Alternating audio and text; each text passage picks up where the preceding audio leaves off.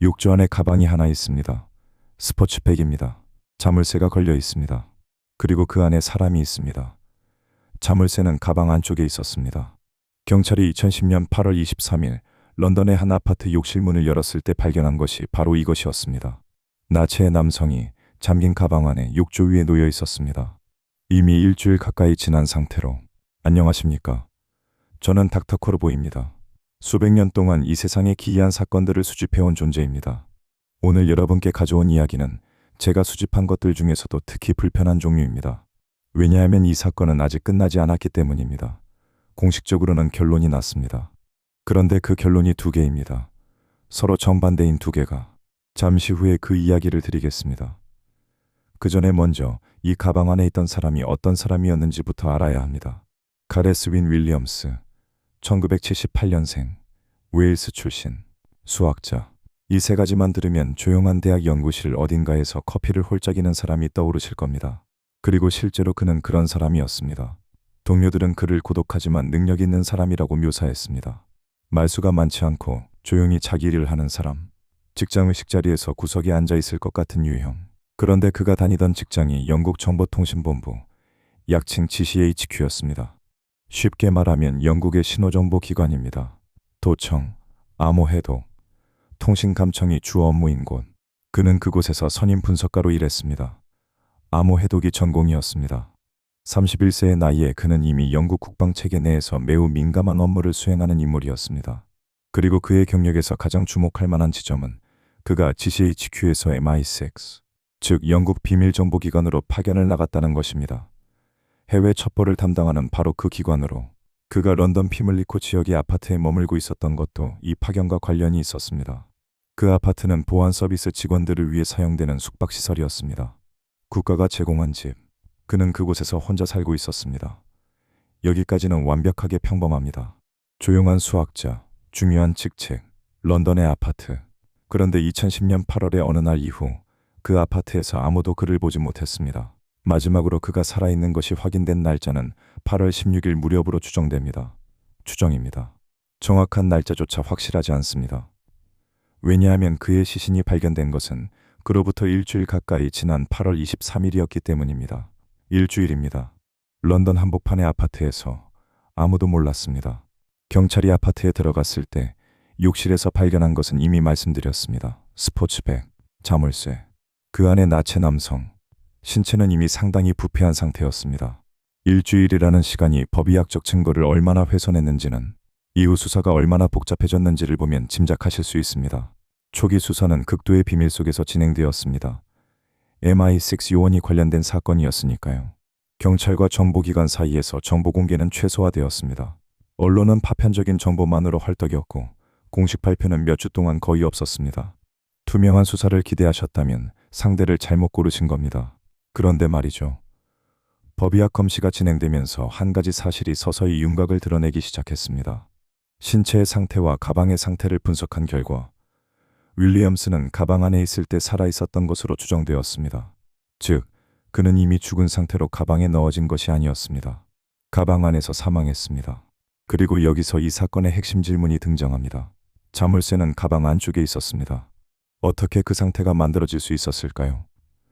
이 질문에 대한 답을 찾으려는 시도가 이후 몇 년에 걸쳐 두 개의 완전히 다른 결론을 만들어냈습니다. 그리고 그 두 결론은 지금 이 순간까지도 서로를 부정하고 있습니다. 먼저 의료 감시의 판정부터 말씀드리겠습니다. 법의학 검시를 담당한 의료 감시인은 상당히 구체적인 결론을 내렸습니다. 그는 또 다른 당사자가 가방을 욕조에 넣고 자물쇠를 걸었을 가능성이 높다고 판단했습니다. 그리고 그 당사자는 윌리엄스 본인이 아니라고 했습니다. 누군가 다른 사람이 그 가방을 잠갔다는 것입니다. 사인에 대해서는 이산화탄소 중독 또는 단시간에 작용하는 독극물의 가능성을 제시했습니다. 누군가가 그를 무력화한 뒤 가방에 넣고 잠갔거나 아니면 밀폐된 가방 안에서 산소가 고갈되어 사망했거나 두 가지 모두 가능한 시나리오였습니다. 이 판정은 공식적으로 이렇게 정리되었습니다. 자연사가 아닌 그리고 범죄적 개입의 가능성이 있는 사망. 영국 언론은 들끓었습니다. MI6 요원, 잠긴 가방, 범죄적 개입. 스파이 소설이 따로 없었습니다. 사람들은 러시아 정보기관을 떠올렸고 내부 숙청을 떠올렸고 온갖 종류의 이야기를 만들어냈습니다.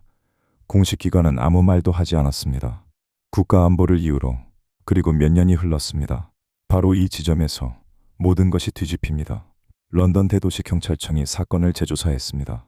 모든 증거를 다시 검토하고 새로운 단서를 찾아보고 가능한 모든 시나리오를 다시 분석했습니다. 그리고 내린 결론은 의료감시의 판정과 정반대였습니다. 경찰의 공식 입장은 이것이었습니다. 가장 가능성 있는 시나리오는 윌리엄스가 자신의 아파트에서 혼자 사망했다는 것, 그리고 가능성이 높은 원인은 실수로 자신을 가방에 가두었기 때문이라는 것. 잠깐, 뭔가 이상합니다. 실수로 자신을 가방에 가두었다고요. 자물쇠를 채우고 열쇠를 안에 남겨둔 채. 런던 대도시 경찰청 부청장 마틴 휴이트는 공식 발표에서 이렇게 말했습니다. 모든 증거와 새로운 단서를 재검토했음에도 불구하고 윌리엄스의 사망 원인에 대한 명확한 답변을 얻지 못했다. 그러나 가장 가능성 있는 시나리오는 우발적 사망이다. 명확한 답변을 얻지 못했는데 가장 가능성 있는 시나리오를 발표했습니다. 이 두 문장이 같은 발표문 안에 공존하고 있었습니다. 영국 경찰의 논리는 언제나 섬세합니다. 이제 두 결론이 서로를 마주보고 있는 상황이 되었습니다. 의료 감시인은 타인의 개입이 있었다고 했고 경찰은 혼자 죽었다고 했습니다. 두 기관 모두 같은 증거를 봤습니다. 결론은 정반대입니다. 그러면 실제로 무슨 일이 있었을까요? 가능한 설명들을 하나씩 살펴보겠습니다. 경찰의 우발적 사망 이론부터 시작하겠습니다. 이 이론을 지지하는 논리는 이렇습니다. 스포츠백은 충분히 크고 자물쇠는 내부에서 작동할 수 있으며 사람은 예상치 못한 상황에서 이상한 행동을 할 수 있다. 어떤 이유에서든 그가 가방 안으로 들어갔고 자물쇠를 채웠고 그 상태에서 빠져나오지 못했다는 것입니다. 일리가 있어 보입니다. 불가능하다고 단정할 수는 없습니다. 그런데 말이죠. 이 이론에는 몇 가지 불편한 질문이 따라붙습니다. 첫째, 그는 MI6에 파견된 암호 해독 전문가였습니다. 직업적으로 위험을 계산하는 사람이었습니다. 그런 사람이 왜 잠긴 가방 안에 혼자 들어가는 행동을 했을까요? 어떤 목적으로? 둘째, 자물쇠의 물리적 문제입니다. 가방 안에서 자물쇠를 채우려면 팔을 상당히 뻗어야 합니다.